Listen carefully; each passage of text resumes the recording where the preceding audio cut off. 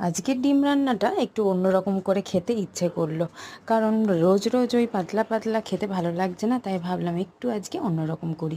বেশি কিছু দিয়ে নিয়ে অল্প পেঁয়াজ, টমেটো, ধনেপাতা আর নর্মাল যে মশলা দিয়ে রান্না করি সেগুলো। তো দেখো এখানে ডিমগুলো ভালো করে সেদ্ধ করে ছাড়িয়ে নিয়ে এটাকে একটু নুন হলুদ মাখিয়ে ভেজে নিলাম তেলে। আজকে বরমশাই বলে গেছিলো ডিম রান্না করলে কিন্তু আমি খাবো না, আর আমিও ভেবেই রেখেছি আজকে ডিমটা এত সুন্দর করে রান্না করব যে না খেয়ে পারবেই না।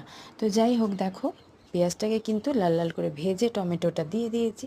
এরপর টমেটোটাকেও ভালো করে ভেজে এখানে যেরকম মাংস রান্না করি সেরকম সব কিছুই মশলা, নুন হলুদ সব কিছুই দিয়ে এই জিনিসটাকে রান্না করব।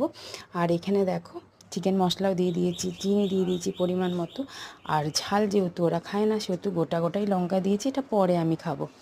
আর আমি কিন্তু চিকেনেও টক দই দিই, আর আজকে একটু ইচ্ছে হলো এই মানে ডিমের মধ্যেও একটু টক দই। আর দেখো এখানে টমেটো সস দিয়েছি যাতে একটু মিষ্টি মিষ্টি টক টক রান্নাটা হয়।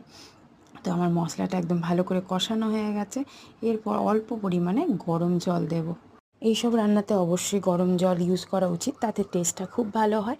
এরপর দেখো কসুরি মেথিও দিয়ে দিয়েছিলাম একটু, তারপর দিয়ে দিলাম ডিমগুলো।